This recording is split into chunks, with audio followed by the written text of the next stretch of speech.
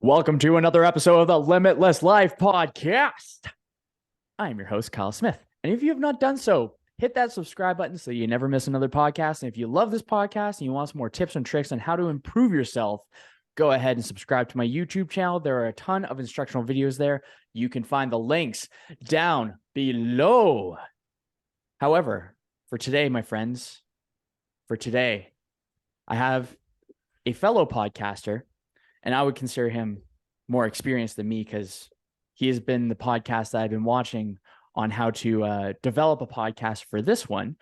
And he has been a very helpful resource in learning, talking, educating, being collaborative, and also probably got some of one of the kinder hearts, I would say, out of a majority of the folks that I not only know personally, but also what is portrayed on social media. Because we also find that sometimes they're incongruent. But this fella here has got congruence. And the way that I observe him is coming from a place of love, leading with love before anything else. And I believe that that is in the podcast, that is in your social media. So I guess I can actually tell people your name, and it is Chris Liddle. Yeah, but man, I definitely gotta say, like, as a whole, seeing your stuff is like a breath of fresh air. It is very positive. You definitely bring good vibes, and I just want to say that I really appreciate that. I think it's awesome when there's so many people that are all over the place with all these different kind of feels. And in my opinion, leading with love is the key to getting whatever we want. Well, I So mean, hearing that, I really appreciate that. And I'm gonna kind of like expand as to like why that kind of struck me because social media can be really tricky for people, like especially within the fitness space where we want to show up as the best version of ourselves, or we want people to think really highly of us and all this stuff. And then sometimes you do see like that mismatch between how the person shows up online versus how they show up in person. But then it's just like different people connect in different ways. So sometimes people will see like my persona online and they'll expect me to be like super outgoing and super lively and super talkative, but I'm also very introspective. So there's probably a number of people who've met me in person and I was quiet and I was in the corner and I was observing like, he's just a douche or he just hates me. It's like, no, like if you play the long game with anybody, you learn so much more about them and you get such a better chance to connect. And it sounds like you've played the long game with the stuff that I put out and you have identified that I do in fact, have a lot of wholesome intentions with my career, which I will say most people that we talk to in fitness are going to be that way. And I think the most important thing that we can take away is how important it is to just be ourselves. We don't need to filter everything. We don't need to say everything perfectly. It's okay to make mistakes. It's okay to publish your mistakes. It's okay to have weaknesses and insecurities because everybody has them. But that was a good start to the episode. So good on you. thank you very much. Uh, I really liked how you went into that actually. So I have okay, yeah, went on a couple tangents in that one there too. So with that, what do people? So you mentioned introspection, but what else do people kind of would not expect of you when they just see your social media persona, I suppose? Well, one of the items is just like there's so many stories we make up in our head about people that we don't necessarily know, and even people that Mm. we do know. I can't remember where I saw this, but it stood out to me for the last like few weeks, and it was basically like nobody actually knows the real you except for you, because it's like we're all like I could think that I know you, but there's going to be little pieces of your story that I kind of filled in the gaps myself. even like with my parents, my siblings, like my closest of closest friends, like that scenario is going to be true. Mhm. So that's just common across the board. When it comes to me, I often get reflective. I'm like, okay, like during like the pandemic when we were all isolated and we didn't get much one-on-one time, a lot of people probably felt like they knew me, but very, very, very few people were having like a one-on-one connection where it's like we're sitting around a campfire or we have the tough conversations and stuff like that. So there's going to be like parts of my personality, parts of my essence that are just not, they don't exist for that person. And I think that's kind of like a part of life. I think that's before we hit record, we were talking about how technology will allow us to make deeper and more meaningful connections by giving us some of our bandwidth back because we essentially have like a personal assistant that can help to free up our time on the monotonous things, to open up our time on having like a better human experience. And so what I think is that we have a huge opportunity in life to truly connect with people. One-on-one conversations and podcasts is one of those vehicles that you can do that because you're having a genuine conversation. Like it's hard to script these things. It's hard to prepare for these things because you never know what's going to be asked and you never know what rabbit hole each person is going to go down. But if you have, like for myself, I think over the course of having my podcast for like about under 5 years, but almost 5 whole years, um, probably talked to 200 different people and probably published around 300 episodes. And the way that that can change your life and your personality and your outlook on life and your frame of mind, your perspective is unreal. So what I would say is that putting people's impression of me aside, go into your own life and find how to connect with as many people as you can in the most genuine, authentic to you way. And when I say that, not everybody needs to have a podcast. That's not for everybody. And not everybody needs to go on long walks and talk with people. Some people are going to find this vehicle through um, being in the greenhouse and talking to the people they see in the greenhouse.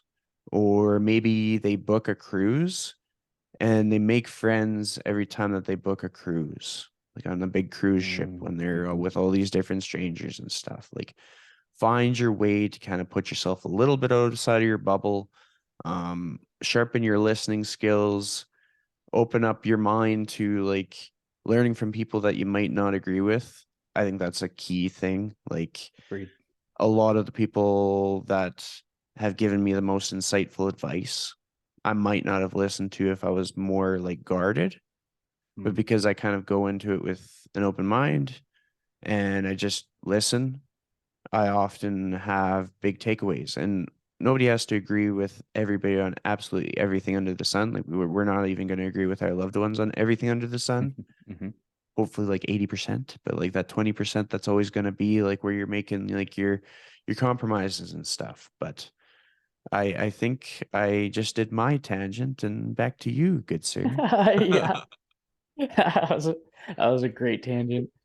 Man, I what there was something that I gotta write down my notes a little bit. Oh, right, okay. So, um, I totally agree with the thing that popped out the most is learning from people that you normally wouldn't, and that has been something that's really cool too. Is I think reflecting on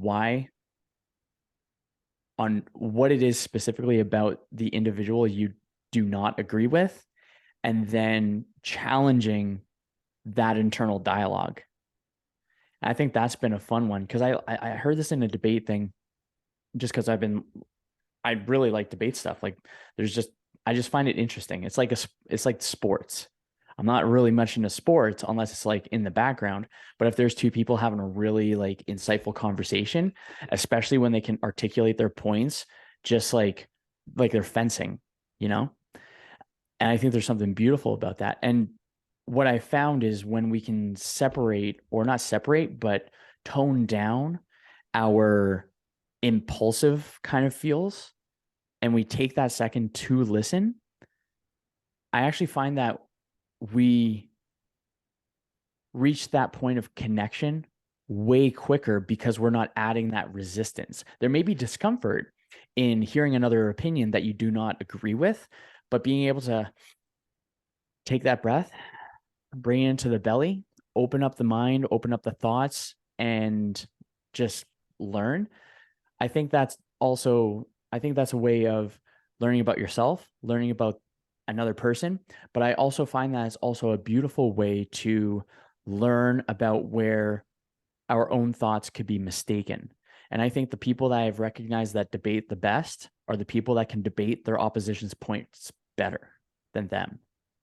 And that, I think, is when we are open to that conversation, that collaboration, the opportunity to make these human connections to the best of our ability, or having a positive contribution to another human being in a day. I think that that is always a good thing. Did I do a good deed today? I think that's a good reflection to have. I find that I the a cool way of thinking of it is it's like Google Maps, and it's really pixelated. And the more that we are open to understanding, maybe not liking, I think people try to think of it like, I have to like this in order to agree with it. It's like, no, no, no. You don't have to like rain to understand that rain is necessary for our forest to flourish. So it's taking away that personal feel, recognizing the conversation as is, and then going from tangent to tangent on that one.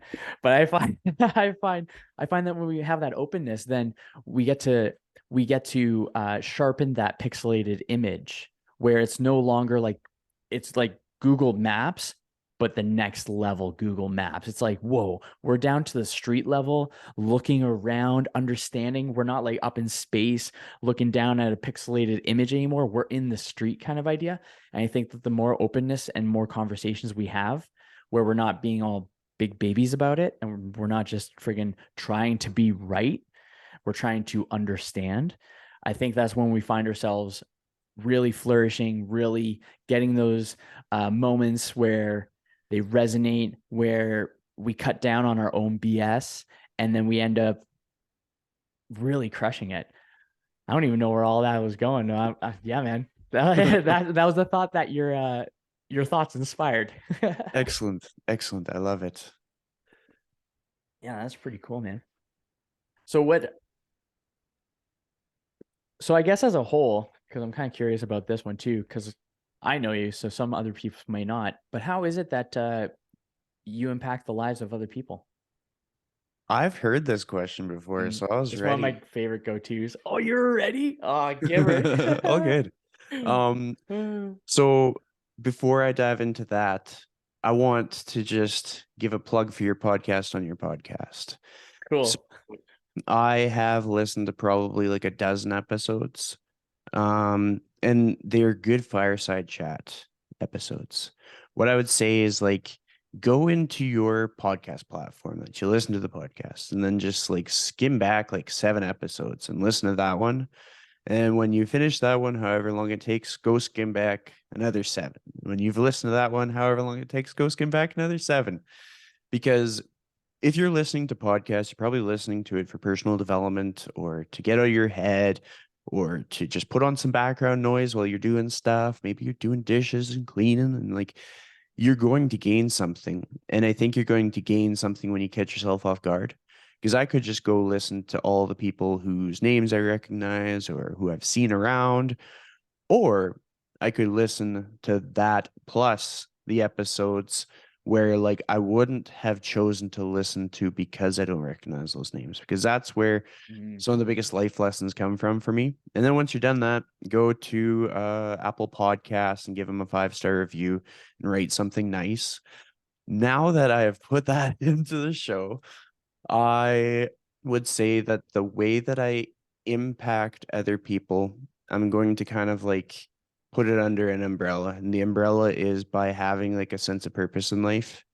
So like a big part of my career change was like I remember because I used to work in a warehouse and I would deal with things like stainless steel piping, fitting, tubing, valves, etc.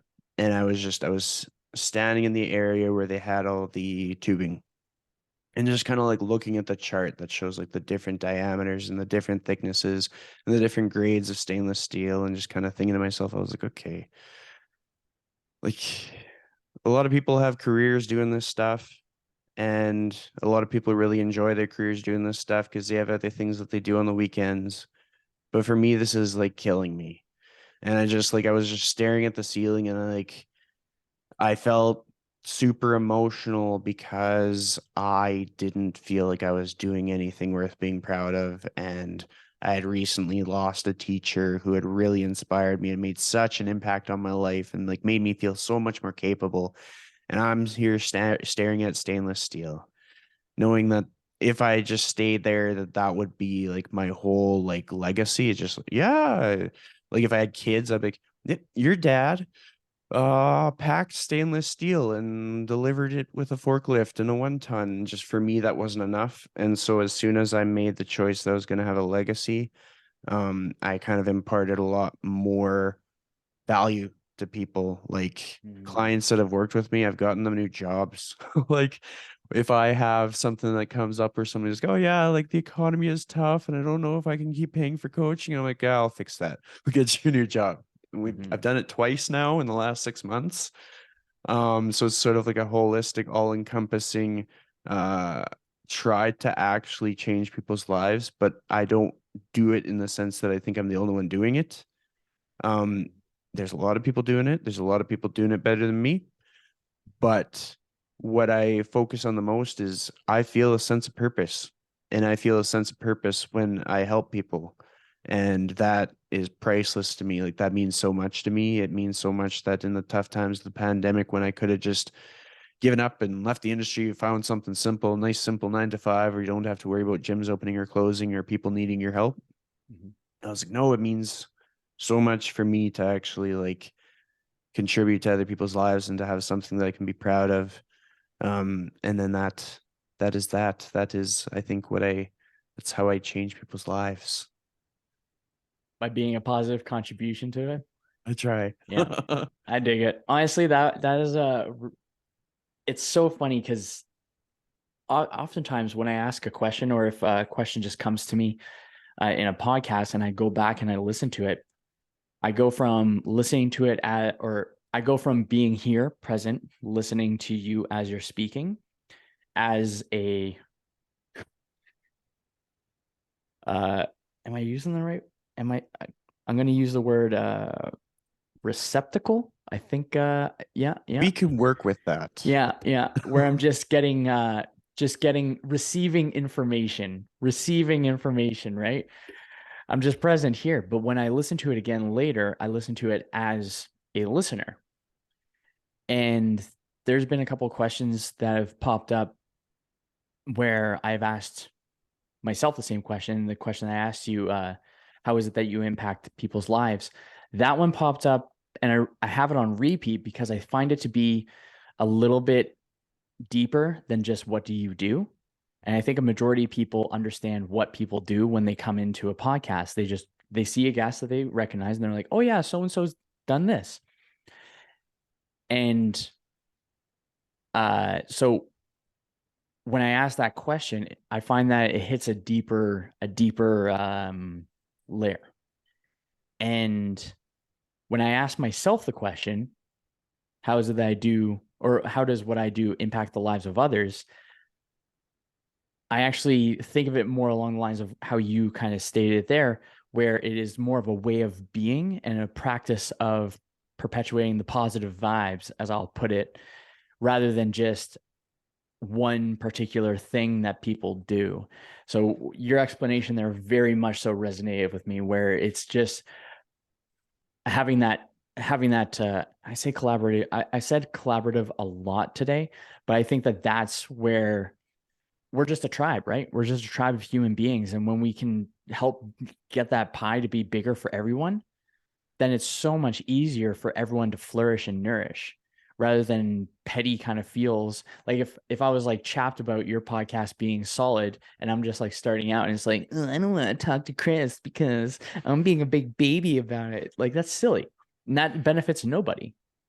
And there's a higher probability of people benefiting, even just like our conversation and interacting. And then whoever listens to this is going to be able to be like, oh, these guys are pretty cool. They're kind of neat. Like I think I think it's yeah, it's pretty cool.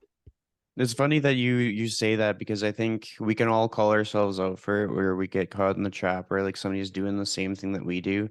And because they're doing the same thing that we do, we almost like instinctively are repulsed by it.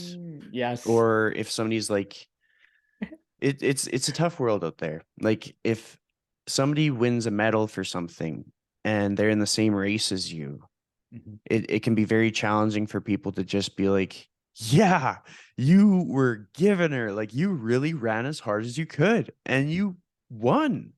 That's difficult. And a lot of people are challenged with that. But if you want to make your life easier, learn how they did it. Figure out how they ran so fast and kind of ride the train of like good vibes, as you say, like because they're probably going to feel pretty good about themselves for a moment when just like every other human, they probably have a lot of times when they don't feel as good about themselves. Mhm. And so if you're there for that one little win that they might have had in like 4 years or something, like maybe they don't win every race that they enter into, like that can be a big deal. And the other thing that I like that you mentioned is making the pie bigger because it's so true. Like statistically, like us as representatives of the fitness industry, if we look at the statistics, I'm going to specifically say North America because it's not easy to have like an active lifestyle with the environment that we're set up in. Mhm. So if we need to make the pie bigger because not enough people think that an active lifestyle is for them because we haven't reached a wide enough net of people. Like a lot of people are like, no, I stay far away from the fitness industry because it's toxic. And it's like, well, that tells us something. That means we're not very good at communicating what the fitness industry actually is. Or when people are like, nope, I stay out of gyms because they're intimidating. And it's like, we aren't being very good ambassadors of who is actually in the gym. Like if you go find like the biggest, most jacked person in most gyms, they're usually also the nicest. And like they look scary, but like if you ask them why they started, it's probably something a lot of people can relate to and probably teaches you a lot about like how they got to be who they are. Simplest question to answer your origin story for most people in the gym is who hurt you? And like I don't mean that in a malicious or mean way. It's just like that is the quick and direct question that you can ask that most people have answers to. So yeah, let's make that pie bigger. I totally agree with that. One thing that I've shared with peeps at the gym that were fearful of going to the gym for the same reason, and that was actually so well said too. I just want to like touch on that where it is if the image is not in alignment with the character, then is the character's opportunity to present a different image. That's kind of why I got from there. And I think it's despite what the image may be just agreed upon, we have the opportunity as individuals to kind of bring a different perspective. And I think that's one thing that sticks out about your content as well. And I like how you use the word wholesome. I really much so like the idea of the kinder aspects where I think keeping up the kindness is kind of like my little mantra that I've been playing around with recently. Or if I chat with someone, I just say keep up the kindness. Or and it's at the end of my every podcast as well. And in most gym settings, everyone's hardcore. Everything's like metal. Everyone's lifting hard, sweat and blood. Like it's and there and even the podcasters and influencers that are doing well, they have that hardcore, and I'm using quotey fingers, hardcore kind of style where it's like gotta go all or nothing, blah blah blah blah blah. And I think people are really drawn to that because they feel like that intensity is a contributor to progress, which it can be for sure. But I think people are by not acknowledging the kinder part and the wholesome part and the deeper level as to why we are going to go to the gym, for example, then then it's just going to be the image is all that's going to be there, and there's not going to be the reasoning behind it. So it becomes really easy to grant ourselves permission to prevent progress. And with that, with the wholesomeness and the kindness, I think that there is just beauty in that. What was the main point? The main point that I was getting to is that everyone goes to the gym for the exact same reason, despite where they are on their journey. And it is to improve upon a perceived inadequacy. It is something that we are never fit enough. We are never healthy enough. We always want that little bit more. And I think that's one thing that's beautiful about the pursuit of self-betterment is the is that it is a never ending never ending until like we kick the bucket. It just continues. And I think there's a lot of tangents going on. And I think people have too short of a time duration when they want to actually accomplish things. And then we find that we get that success hangover where we actually accomplish the thing that we wanted to do. And then we end up being hungover because we've lost our vision and our purpose to why we were doing the things before. And I think that if folks have that kindness, that consistent self betterment, and having a healthy heart, a healthy mind, and a healthy intuition with inner wisdom, soul, consciousness. I kind of put those all in the same categories because I think that's like the main thing that kind of separates us all. Then we have this like solid alignment in who we are, what we wish to do, and you can see the impact of the person we are becoming by the people that we surround ourselves with and the impact that we have on others. Man, I don't even know where I was going with that one. Shit. Yeah. Damn. Any insights on that one? I kind of just like tuckered Yeah, well, myself I out with was my like, brain. It just went, that I'm was good. starting to realize you like to do like the ping pong thing where you'll go off on a tangent and then I tag onto the tangent and then you ask a question. Because basically, if anybody's hearing any like dead spots in the episode, or if that exists, it's mostly because I'm just waiting for the next question because I'm like, okay, it could be anything. He could ask me True. anything, and I gotta be ready and I gotta listen so that I hear it clearly. And so I try not to like rally back and forth. Um, but to kind of like Awesome. tag on to what you have shared, it's just uh there's a lot that we can learn. There's a lot that we can reflect on. And I think the observation that I've made that might help people kind of like digest what we've been talking about here. Mm. If you, because I've spent some time at Evolve South where I'll just be kind of sitting on the floor, like prepping for the next client or waiting on something or doing some invoicing, some admin work, and I just didn't want to go home yet. And you get to see all the different fitness modalities coming together. Like specifically, you'll see like the powerlifting scene, the Olympic weightlifting scene, and then you got like the Gen Pop, the bodybuilders and stuff. Within those communities, when you see like a few good friends coming together, if you observe the rest of their life, they're also coming together outside of the gym too. Like they're going together for food. If somebody loses a loved one, sometimes their training partner will come support at the funeral. If somebody graduates, they're going to support the graduation. And so there's so much more than just like the vanity aspect and like the intimidation aspect. We have seen some of the people who like scream the loudest after their PR. make somebody a birthday cake. Like this is something that I'm piecing together from different scenarios that I've observed, but it's just like these things are very evident and they're very real and they really happen. And that's a huge part of the human experience. And so if you know that you get that from the gym, don't deprive yourself of it. And it's like same thing goes like for myself, I've been really enjoying jujitsu and I see it commonly every time I go, just these little connections that improve people's quality of life beyond just their physical fitness, beyond their confidence, beyond their resilience is just that like you got people that will go to war for you in the most wholesome way. Like we don't need to go be battling each other on the pretend jujitsu mats of the world, but if somebody's just having a hard time and you got these people in your corner that are looking out for you, if somebody's trying to start their business, you got these people in your corner who are looking out for you. The number of times I see people like cross promoting each other's like businesses, whether it's like home inspection or painting or whatever.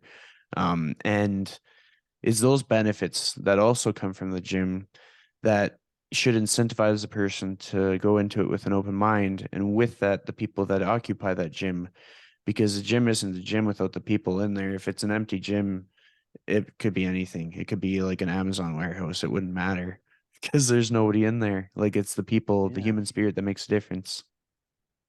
I like that. That is totally true. I really dig that. Mm. Where is it that you find mm, better way of putting it, or not better way of putting it, different kind of thought process. What has what has influenced or impacted your philosophy of living and existence? I think that everyone has their own kind of personal philosophy that if they have the introspection, self-reflection, self-awareness, then if you look at most philosophies, they're just a mental framework for that person to live a congruent life. And I think that everyone has their own kind of philosophies, but do you have your own philosophy that you have adopted or created? Do you kind of just have an amalgamation? How is it that you go about life? So Tell every me, tell time me your I thoughts on existence. Mm, every time I answer this question, it could be a little bit different.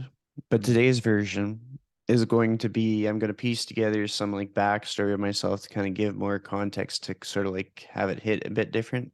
cool. So backstory being is I've always enjoyed public speaking.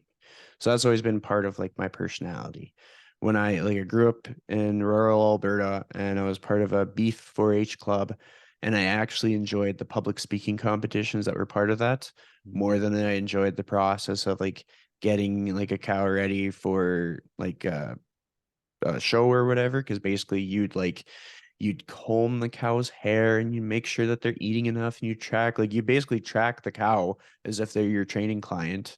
And then either you'd keep them for your like operation or they'd end up getting like auctioned off and like a local grocery store would be pay like twice the market price because you're a kid. Mm. But nonetheless, they had these public speaking competitions, which I really enjoyed. And I just like it was like a rush for me. Um, but when those ended, when I stopped with 4-H, I was like, I don't know, like when will be the next opportunity? And like the school had a few public speaking things, and I really enjoyed that too. But it was like a one off. We maybe had like one ever. And I was like, okay, well, I like that, but I don't think that's a thing that you can do. And I don't know necessarily why I like it.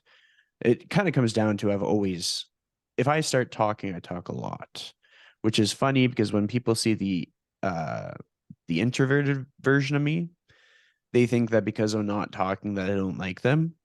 And like I'm just figuring them out. I'm shy. Like I'm trying to like read the room. I wanna have an idea of like where a person's coming from before I start talking so much that I accidentally hurt their feelings or something. Like I don't want to cause trouble. Um, Fast forward a little bit, as a person in my youth, I actually used to sort of volunteer to lead some church services at the church I was going to. And again, it was just like it was less about the religious aspect and more about the bringing community together towards a common goal. And then I kind of went into life and I was like, okay, time for the cookie cutter. We have to pay our bills. We have to find somebody that likes us. We have to procreate. And I was like on that quest and journey. I was like, okay, like it was at a point where like I was paying my bills. I had a girlfriend. I was really well connected with her family. I was like, yeah, things are good. And that kind of fell out from under me. And I was, oh no, my cookie cutter, it's broken. Mm. And so then I started going to spin classes. And here's where I'm going to answer your question because A, I was reluctant to go to spin classes because I didn't really feel like I felt it. Like I didn't fit in. And like you can fit into anything that you need to fit into, like as far as like a community goes. You just have to like show up consistently to the point where you become a fixture in the room. And that's kind of what ended up happening. I just showed up so much that I was oh, there's that guy. Um, but where it really hit me was when I had all the emotions and stuff that were going through my mind at that point in my life. And then we're like out of the saddle riding to the beat, and this Coldplay song is going. And it's like, I think it was either Coldplay Fix You or Coldplay Clocks, one of those two. I think it was one of them that just kind of gets you in the heartstrings. And I just had this like montage of just like everything in my head. I was thinking about everything that had ever upset me where I thought that like it was over, like whether I was so discouraged I just wanted to quit everything. And I was reflecting on all of like the things, the moments in my life that I was proud of. And I was reflecting on how old I was at the time. Like I think I was like 24, 25 or something. And that kind of just, it was a big flip switch for me because it was at that moment that I was like, okay, I guess like I feel empowered in this moment and I want to keep this going. And then once I keep this going, I want to give that gift to other people just like it's been given to me. And first I thought it was spin. Then I learned it was fitness. Now I'm learning it can be basically any vehicle you want it to be. You be a CEO for a company and still approach people with the intent to make their lives better. And it's just that I enjoy the fitness aspect. And so I like to utilize fitness and utilize communication and soft skills and leadership skills to help people kind of change the trajectory of their life and help people to kind of see their real potential and not just that cookie cutter. Because like Mm. I constantly reflect on like if I thought that the cookie cutter was the show where it's like, okay, you got to make this certain bracket of salary. Like this salary that they give to you is going to allow you to live the best life possible. But if you're not doing kind of what you feel the most rewarded in doing, money doesn't make any difference. Like money is just something that we made up. So it's Totally. like you really do have to be doing things that have a greater purpose to them. But I've definitely rambled on and I'm not even sure that I answered your question. But do you have any thoughts? For that, I think if I were to pick up a philosophy on that one, is the purpose of the philosophy is to not the purpose of the philosophy. The philosophy that you have found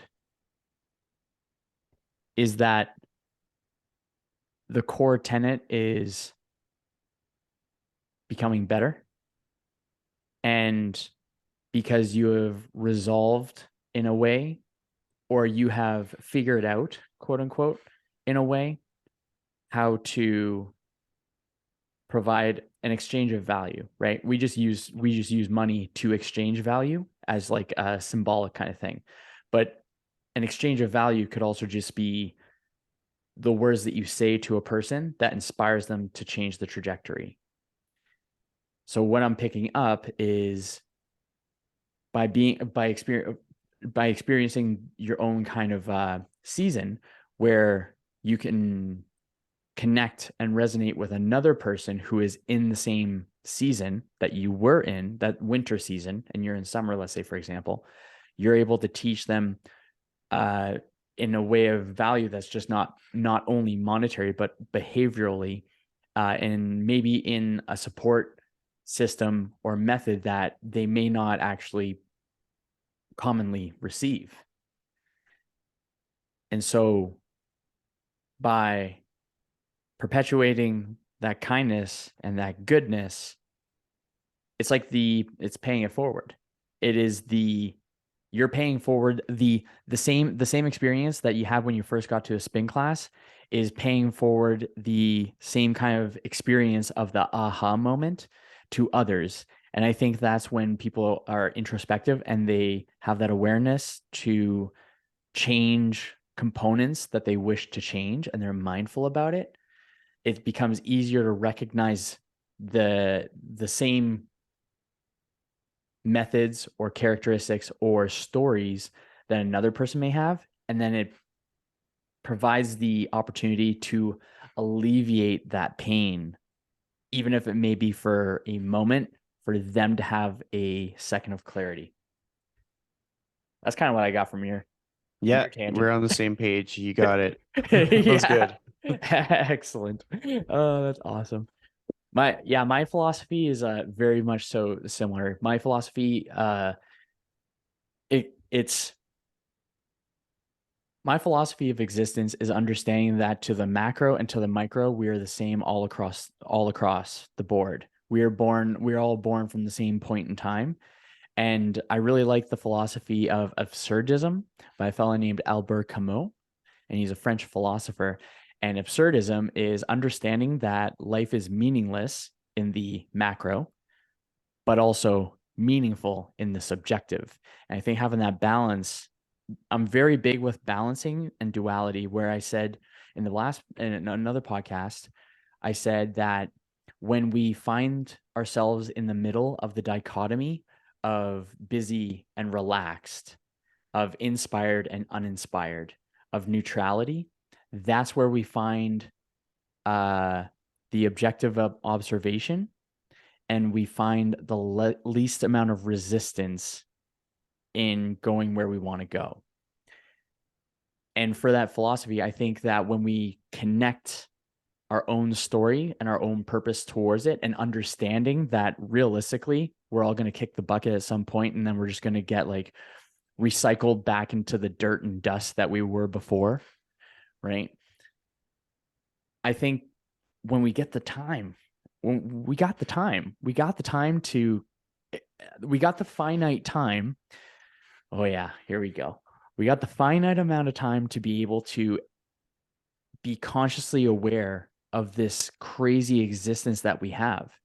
And the ratio of a human being existing, for you to exist, is 400 trillion to 1. Those are the odds of becoming a human being. For me to exist, 400 trillion to 1. And we get to experience for a finite amount of time what it is like to just adventure in this world. And I think that when we have that curiosity to see that the things that we do are both important and unimportant, that's where we get to find that childlike wonder and that curiosity to be able to see what we could do, and how you said legacy, maybe via our behavior, we get to perpetuate those good vibes, rather than it's like the opposite of what is it called? What do people call it? Like generational trauma.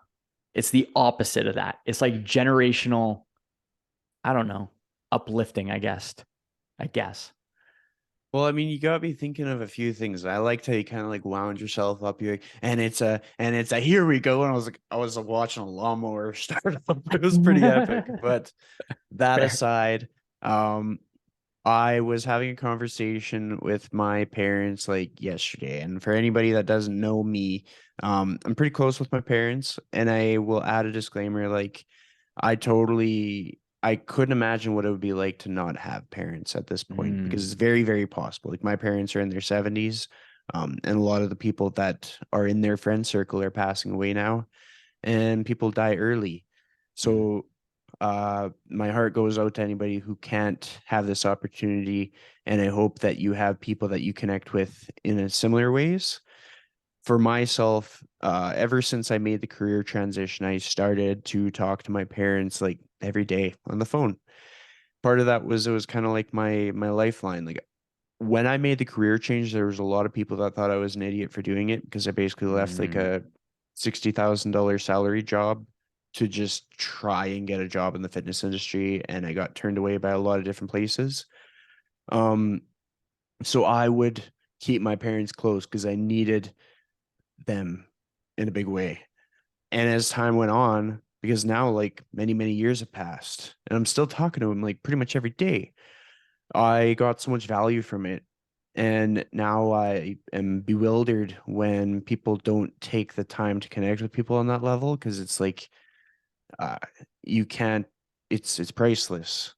Like you talk about how we're just like a little kind of like speck on earth, and like I often like to visualize like when they show on TV shows, like, they'll show the person, it's like their the world revolves around them. It's like, oh no, what will they think? Oh no, what are they gonna think if I do something silly? And then you zoom out, and it's like you zoom out in your like community of like maybe 20,000 people, and then you zoom out in your city of like 1 million people, and you zoom out in your province, and you zoom out in your country, and you zoom out in your continent, and you realize like nothing matters. Like there are so many people and so much stuff going on, and like we only have a finite amount of time. Like we will die at some point, and we will be turned into compost or dirt or like go off in the ocean, like whatever our thing is, whether we turn into a tree or whatever. um, that's just what it is, and there's nothing that we can do about it. So during the time that we have, we really do have to collect as much meaningful connection as possible. Mm. And as you and I learn on podcasts, we can also learn through the other aspects of our life. And so I've learned so much on like myself from my parents. And when I think about it logically, I'm like, well, like scientifically, it is pretty logical that I would relate to the people who created me because we have a lot Hmm. of commonalities. And it's just, but it's what I'm going to get at here is that during my conversation with them, they were talking about how they want to go on more trips and stuff because they're slowing down their operation on the farm. Like they've sold a bunch of their cows so they don't have to be home as often. And I motivate them to be active as much as I can. I'm like, you guys are gonna live forever. So go on your walks and do your strength training. Your knees hurt, do your reverse lunges. And like they get after it. But as they were talking about traveling and stuff, I was like, oh yeah, like bring my other brother with you. Like, and they're like, oh, I don't think he'd be down for him. Why? Because like when I turned 30, like not a lot of people know this, but like most of my birthdays in the fitness industry, I've just been hanging out by myself. Mm. Um, that's just kind of been how the cards have been dealt, whether it be that I maybe didn't have friends that were interested in celebrating my birthday at the time, or just people who were busy, or I was scared to make plans because I was so broke. It's a Mm. combination of multiple things. But uh the experience that I had celebrating my 30th birthday with my parents was so special. And like what we did was basically they combined Christmas and my birthday because my birthday's in February.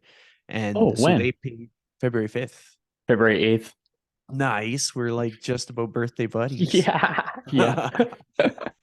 They combined like what would have been my gift, and they basically covered my hotel for we stayed in Hinton.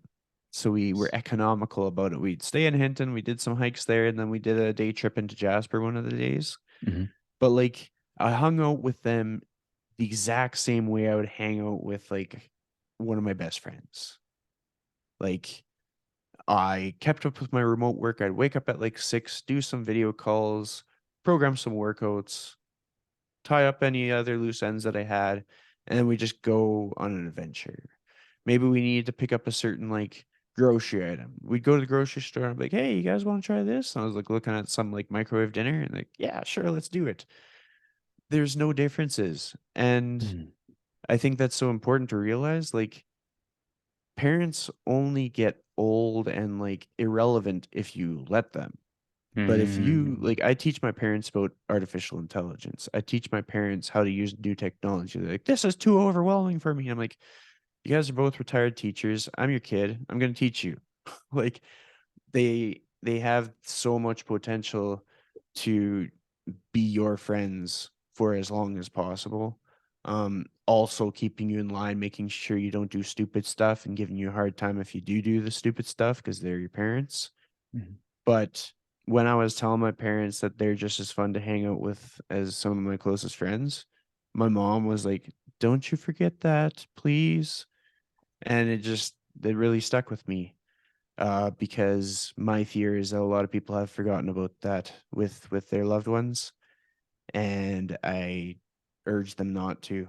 And Mhm. I'll give another example for people who aren't in the same situation as me. I have a friend that she worked at a retirement home, and one of the elderly people there actually kind of like took her on, and so he is her grandparent. So like you can, if you Gotcha. don't have people, you can go find people. They'll take you, like anyone who's elderly is likely going to take you on as an honorary Mhm. child or grandchild. They'll be happy to do so, especially if you're genuinely connecting with them. I grew up without grandparents, so like aunts and uncles filled the void for me. I never had grandparents. Like my last grandma passed away in the same hospital that I was born, so she held me, and then she died shortly after. Mhm. So yeah, it's just like I promote time with loved ones often. And I think you can do fitness at the same time. And I think it's important to promote fitness for those people. I think it's important to teach them different skills. Like elderly people in our society don't know training the way we do because the fitness industry wasn't what it was like 40 years ago. And so we can teach them about non-exercise activity thermogenesis. We can teach them about the benefits of actually like hitting your protein goal. Like a lot of people living in a rural area where they're basically like living off the garden and off their livestock are pretty good with their nutrition, but they can also learn about the benefits of having an increased amount of protein and having their creatine supplement and little things like that, because it can help their quality of life incrementally more. So basically the message that I want to echo at this point in the episode is just like do whatever you can do to have a sense of purpose in what you do, but also make time for people in your life. Like really make time, like lean into that stuff. Like it might seem ridiculous to talk to somebody every day, or it might seem like the whole point that we're here. Like Mhm. we're not here to scroll our phones for 6 hours a day in this meaningless like cycle of that song that's probably stuck in everybody's head.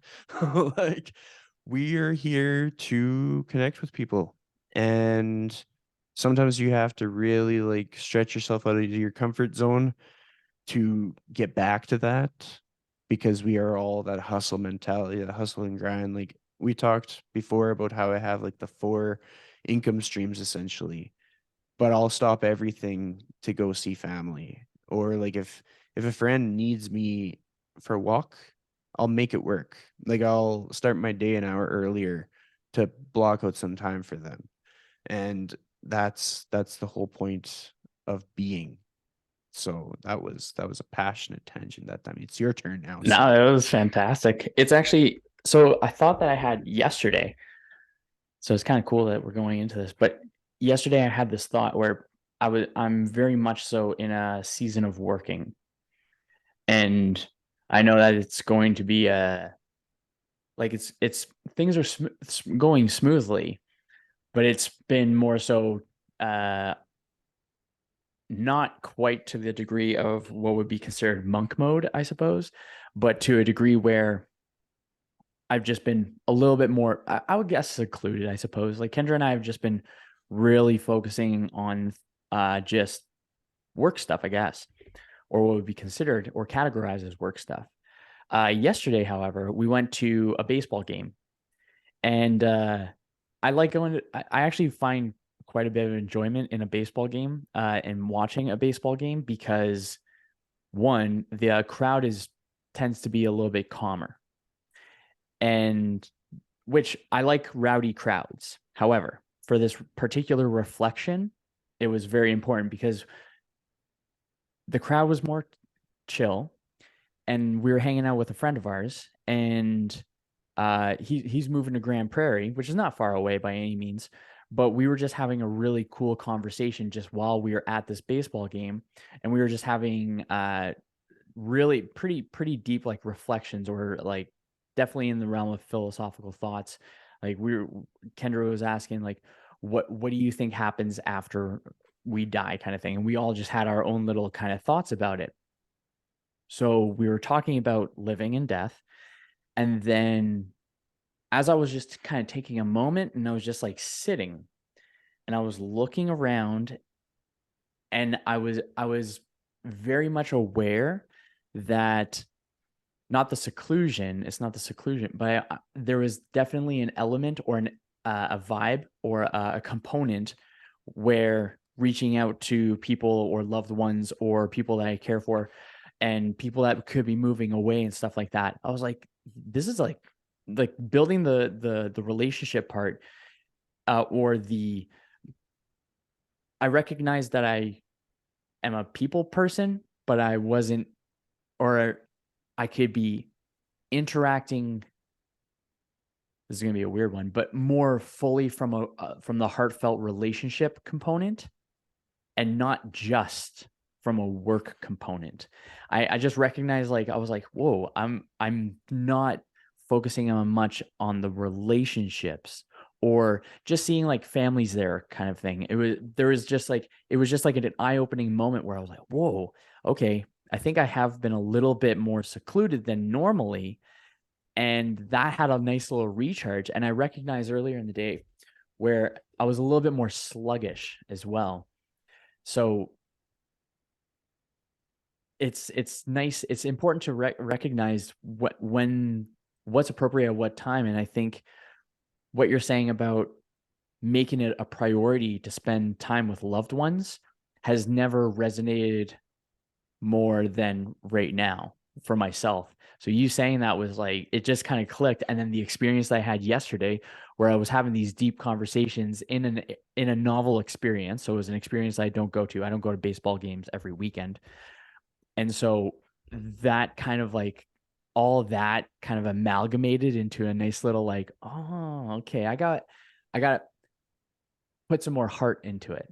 Put some more heart into the connecting, not just the connecting for the sake of collaboration or just to chat with a friend, but like to connect and to like, yeah, have that appreciation and that uh love and that kindness and that, and just like, even I'll probably just, you can just like shoot your parent a message and say, hey, love you, kind of idea, right?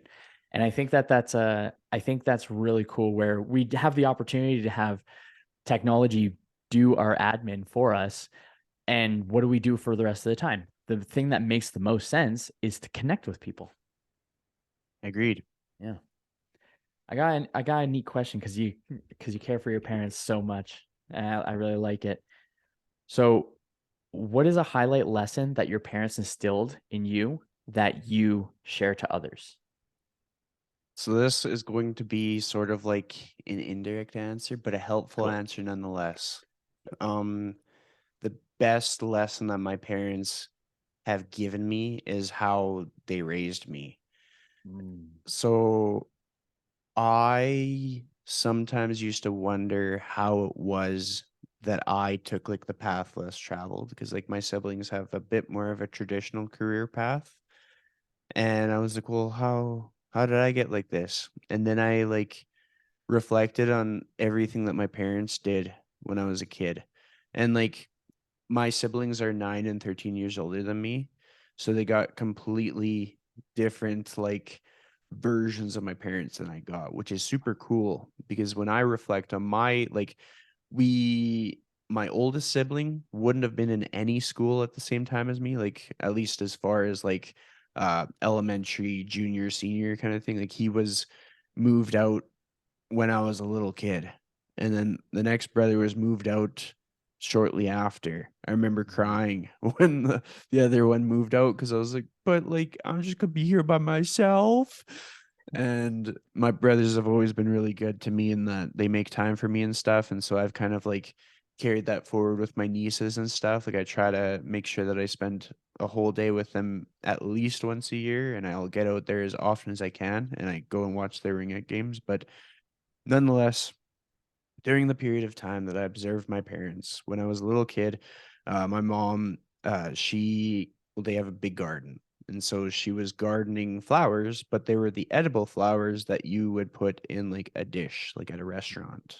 Oh, okay. And so my mom would market this stuff. She would take it to different places in Edmonton and surrounding communities. And so I got to see her version of a hustle.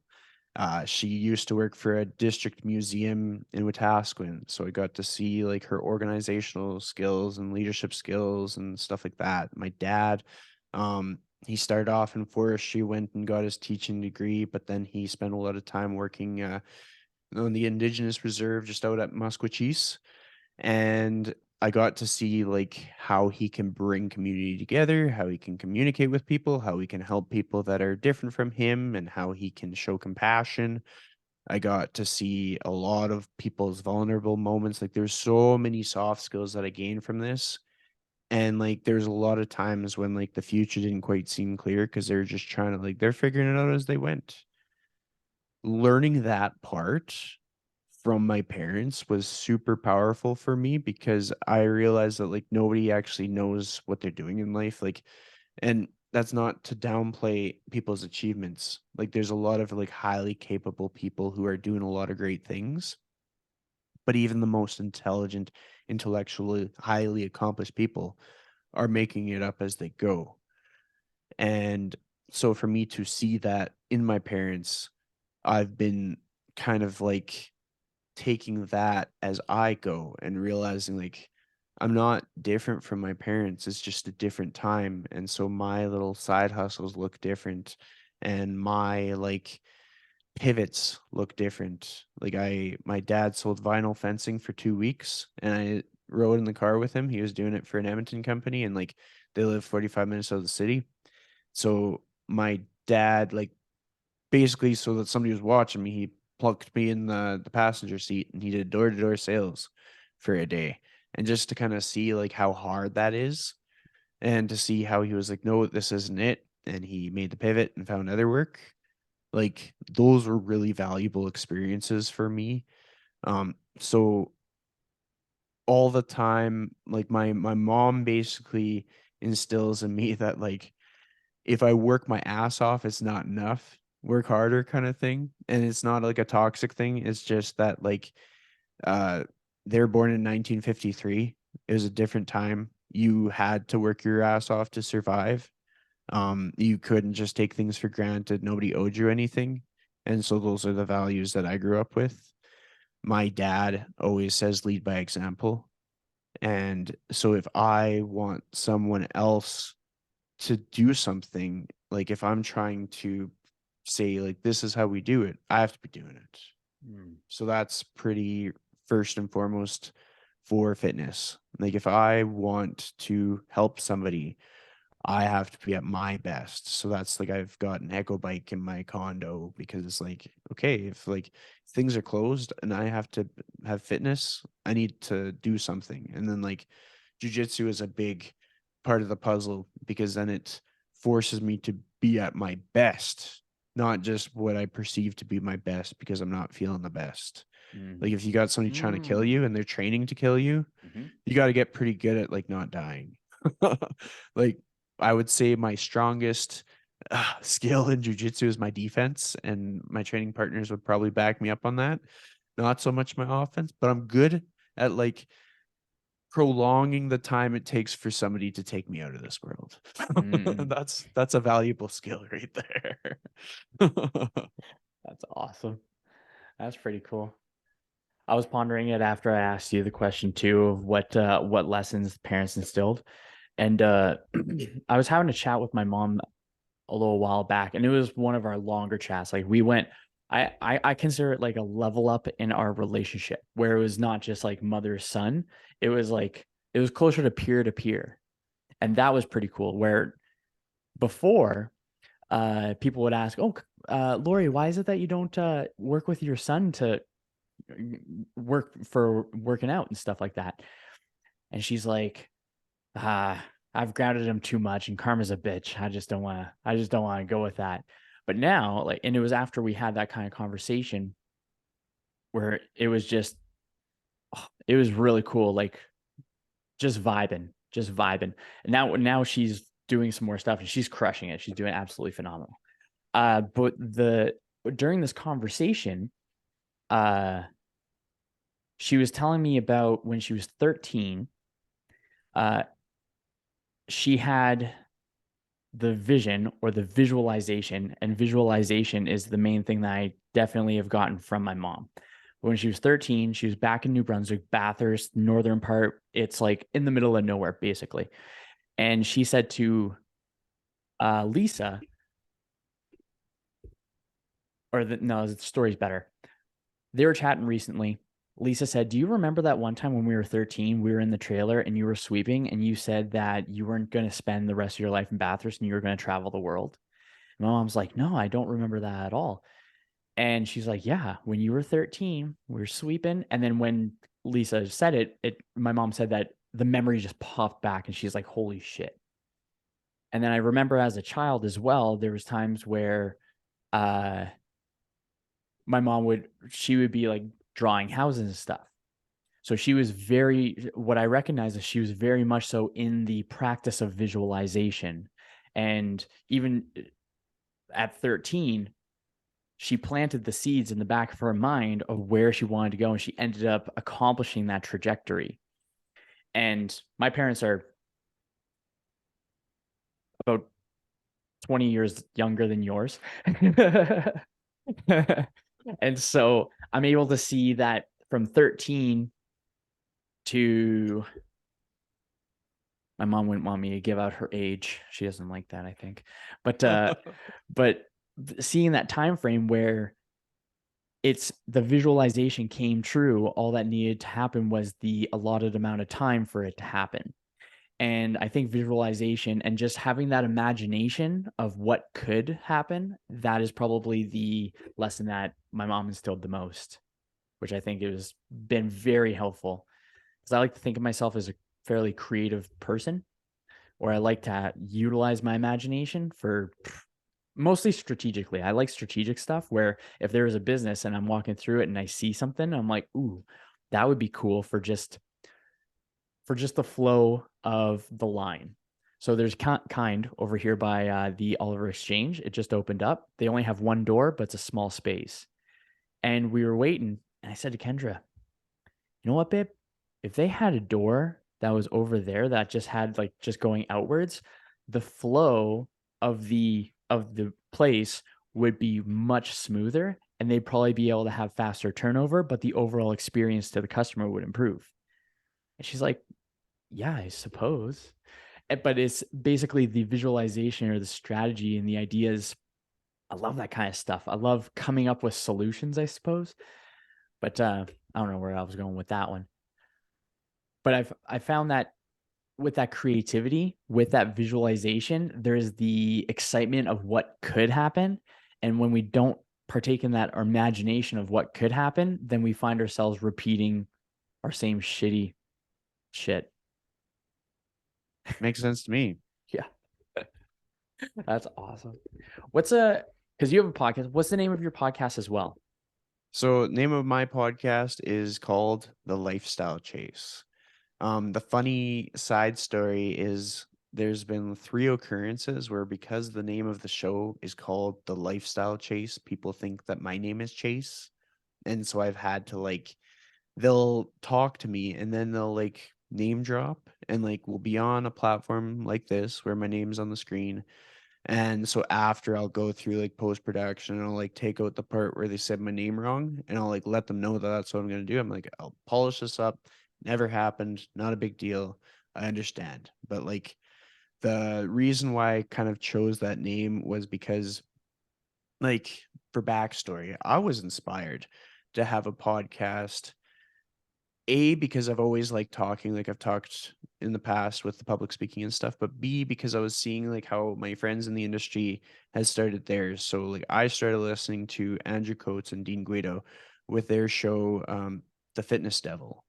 Mm. And so I listened to their show for almost like a full year before I started my show. And when I was starting my show, I was talking to them about it and they're like, why are you starting a podcast? And it wasn't like a mean thing. It was more so like a gut check.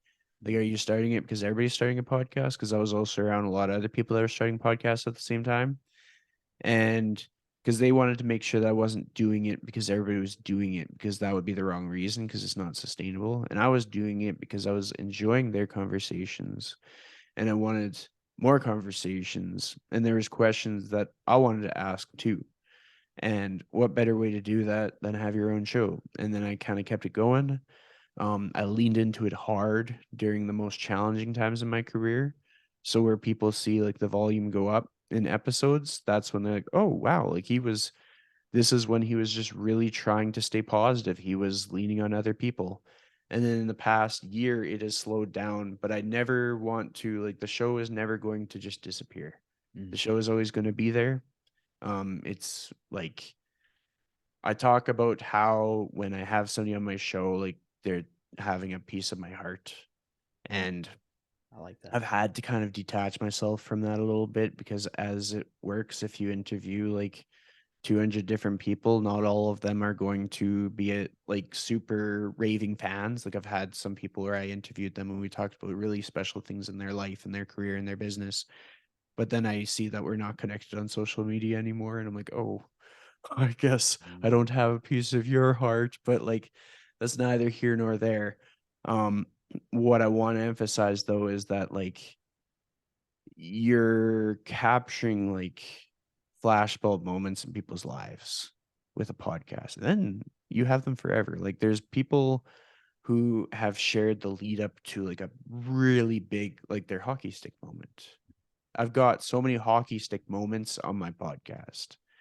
I've got people who were on the show during a very dark time in their life and they're very open with me and we just met them where they're at and we just leaned into that conversation and we both felt better after. And I've since seen like their life take off in such beautiful ways where they're like some people met their partner, some people had a baby.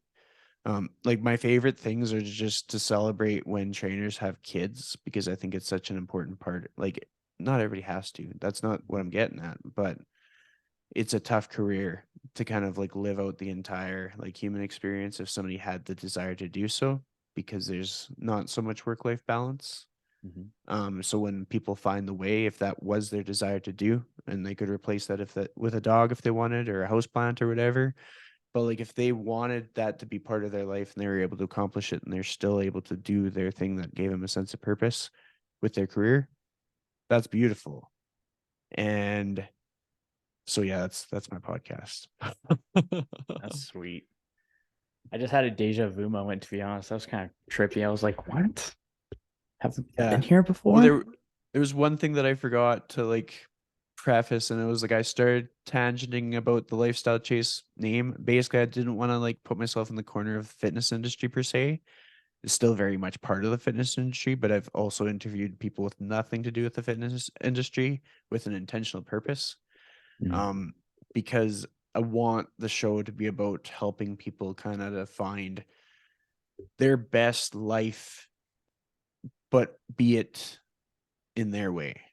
So I use the word authentic a lot, but I think it can get misunderstood. Basically, no matter who you are, how you show up, how you identify, what your anything is, I just want you to be you. And then through what I share on the show and what my guests share on the show, I want you to find ways to be the happiest version of you. I don't want to change you. I don't want to tell you to do. I don't want to make you feel like you're doing something terrible. I want you to find the way that you can feel that great sense of purpose in your life and feel comfortable being yourself and not worry about what people think of you and take in as many experiences as you can before you die.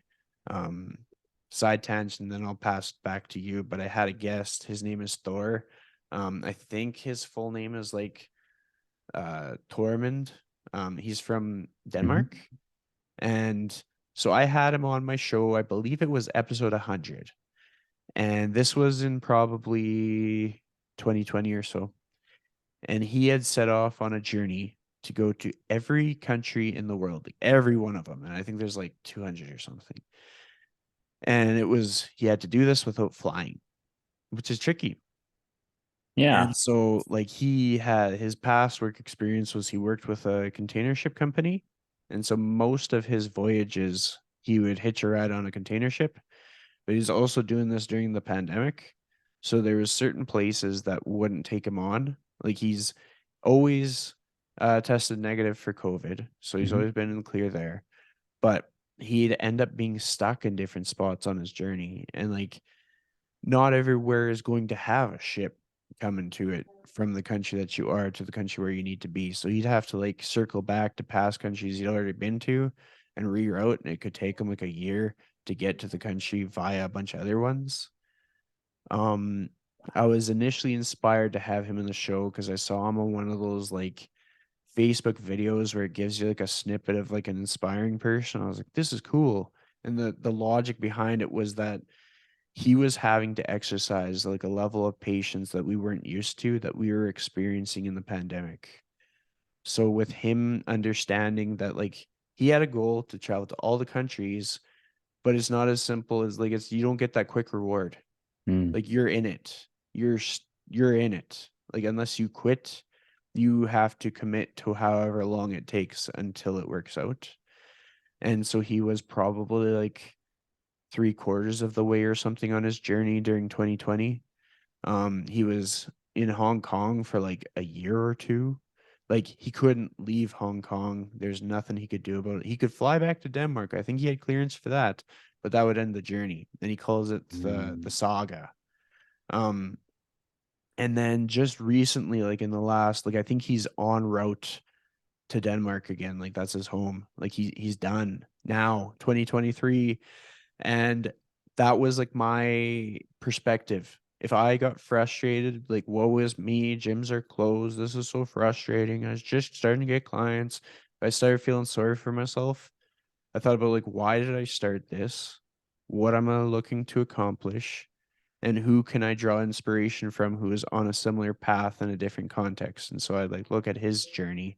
And anytime I had a really bad time and I was just feeling really low, I would look at some of his social media, or I'd go listen to an episode where somebody else interviewed him, and like he just like he has a I think it's either a fiance or a wife. He'd see her like maybe every 6 months for like a week or two at a time, and then she'd have to fly back home, like because he's on the saga. She can't come on the saga with him. She's got to work. She's got Mm. other stuff to do. But he was committed to this journey. So now he has so much human experience. Like once he gets home, he'll be public speaking about this. He'll be writing books. And it's not even like trying to take a shortcut. He's going to be doing this because he has like a decade worth of travel experience that nobody else in the world has because he was the first one to do it. And he's traveled in a way that nobody else has. So he's going to have different like experiences as people and his perspective. Like he's traveled to every single country in the world. So where in North America we have a bias on how different nations are and how they present in society, he's actually been there. Like we tend Mm. to a lot of people don't realize like the size of some continents because we're so self-absorbed in North America, and that's just how it is. Um, and so for him to have actually experienced all this firsthand and seen all the different cultures, seen all the personalities, and just gone in an effort to make a new friend every day, I think that's an important lesson for people. So I wanted to make sure I got that tangent in there because if somebody's going to like do a deep dive into my podcast, go to that episode because you wouldn't have otherwise. Because it's not a Mm. name you'll recognize. It's not a name from Edmonton. It's not a name from the fitness industry. And that's why I did the same for your show. I went and I looked at people who, if I saw in the description that they really weren't fitness, I'm like, I'm listening to that one. Nice. And then I also listened to ones where like I recognized the name or I'd cross paths with them along the way and stuff like that. But your turn. Yeah, fair enough. I'm not sure how we got onto that one. However, I definitely think that that's a freaking cool story. Holy shite. Like that's going to be really cool where it's going to be so unique of a story, of an experience, of something. I totally think that oh, my brain just went like trying to there's a better way to put it. Trying to understand what that experience would be like. I can't even fathom it because it is so I love how it's intentionally slow. That patience is practiced where it's not the accomplishment of automatically getting the trip right off the bat because it's easier to purchase a ticket and just fly from place to place, but you're also taking away by speeding up the process. This is a cool thought. By speeding up the process of things, we're taking away from what we could learn. So it's like we may move slower, but we become a better person. We could move quicker and get what we want quicker, but we're not going to have that much of a shift. So I would be really curious to see what his lessons were before starting it compared to after and the kind of character he was during those times and those two different seasons. That's something slick. I've never really thought about, or the closest thing that Kendra and I have to that idea is doing a camper van one where we would just have a camper van and we want to do a camper van so we can bring the animals with us. And we would do a travel all through North America. So instead of flying down to wherever, we would just drive down in a camper van. And I think that after hearing that story is a much more small scaled version. But I think the people that we would become and the lessons that we would learn and the thoughts that would come up, I think we would develop a lot more patience and less frustration because of that experience. That's pretty cool. That's neat. This is a fun Well, podcast, man. This is a fun episode. I'm enjoying it. when you bring up the camper van thing, I got a few people that I've talked to that have done just that. I mean, we have our local friend Michael Dietrich, Mountain Mike. Yep. So he does a lot of that. I've had him on the show. I think I had him on the show and we focused mostly on like Naked and Afraid. Um, because he was on that. And then I have a few friends in the US. One's name is Jake Boley. So he's outfitted his I think he's got a Forerunner. I think both of these people have a Toyota Forerunner. So shout out to Toyota. I might be wrong, but so he has in the past he's had like a tent that sets up above like the canopy on his truck, I believe. Mhm. And so he makes do and travels and he actually has a YouTube channel called The Fit Friend. So he reviews shoes. But Oh, like it's you should definitely check it out. So shout out to Jake Boley. And basically he's trying to encompass the actual like the whole point why we're here. Like he's going and doing the hiking trails at the cool hiking locations rather than just being these are hiking shoes and just going to like the nearby hiking place. He's actually getting in the car, getting in the truck or whatever and going to all the cool places and meeting up with different fitness friends and stuff. And then my other friend Amanda Marr, she is based out of Washington, I believe, and has been traveling. She's traveled across the states and then is coming up into Canada in like October or so. And she's got like her vehicle's all set up that she could sleep in it when need be. And then she has like some Airbnbs booked along the way. And nice. just basically it's these people that want to get more out of life that still have their job. Like they're still keeping up with their clients, they're still doing their Zoom calls and their check-ins and programming workouts and having bumps in the road and having to figure things out. And then there's another one that I'll add to.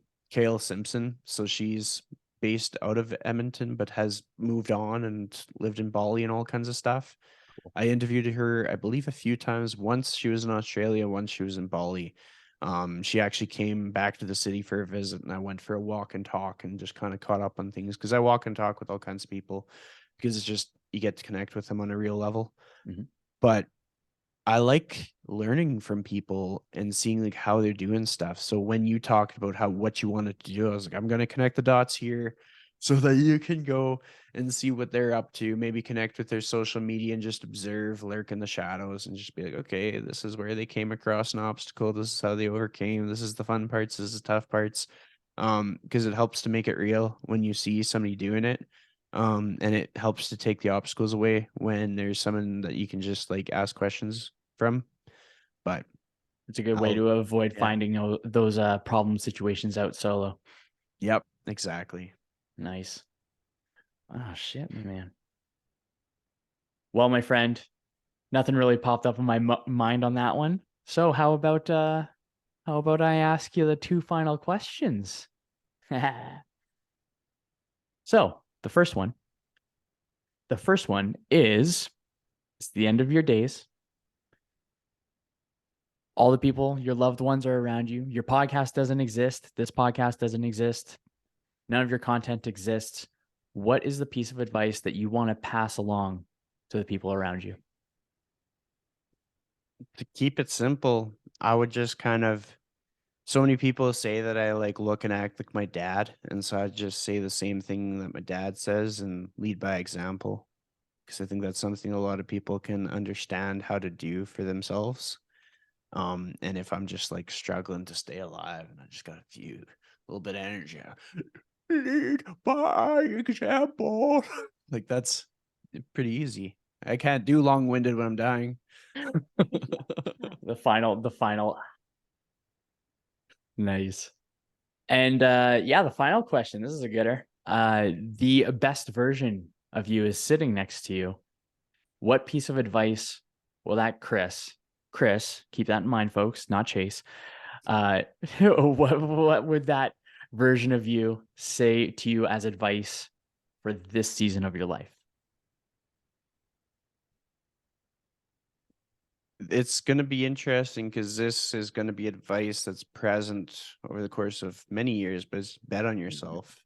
Mm, Um, this Chris already knows, but that Chris is going to emphasize it in different contexts. So, like, when you're like, okay, I'm going to bet on myself, and then you go to the grocery store that you've never been to, yeah, I bet on myself. But then you scale it up to another level, and it's like you're betting on yourself because you're gonna like go and start your business, or you're betting on yourself because you're actually just going to sell everything and just go move across the country. Like there's always another step that you can take. And so when somebody emphasizes or highlights the exact same piece of advice you've heard like 1,000 times, or just says it different, or is coming from a different person, mm-hmm. it suddenly it's like a whole new piece of advice again. So that's why I'm going to use it. Nice. That reminds me of when you can hear the same thing said to you 10 times or 9 times, but it's the 10th time that resonates the most. I think that's going to be common for a lot of people, especially when they're pursuing a better version of themselves. Because when they see a trainer, we're not the first person to tell them what we're sharing with them.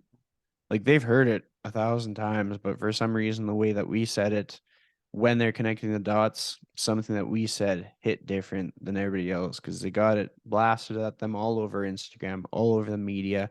They're seeing it in advertising, etc.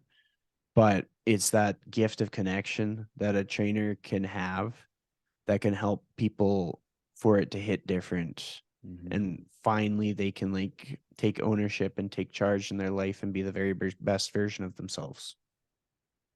Absolutely. Oh, that was a fantastic way to end this episode. That was great. I love that, man.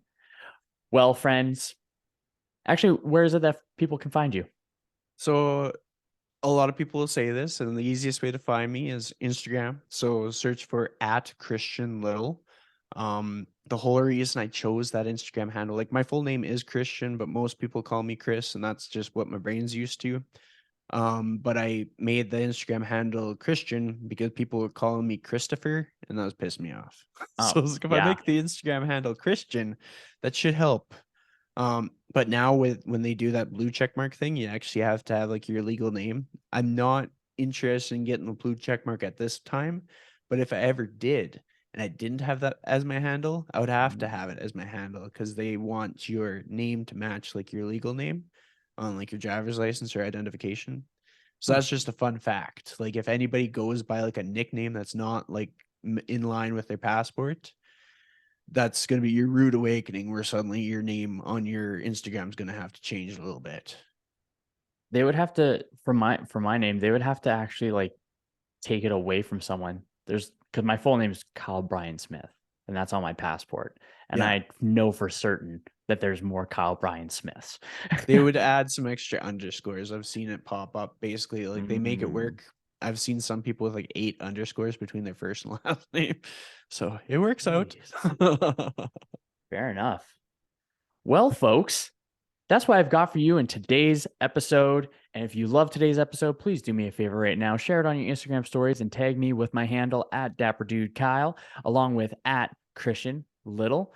That is one of the ways that we grow. And until next time, keep up the kindness, and I hope your day treats you as good as you look.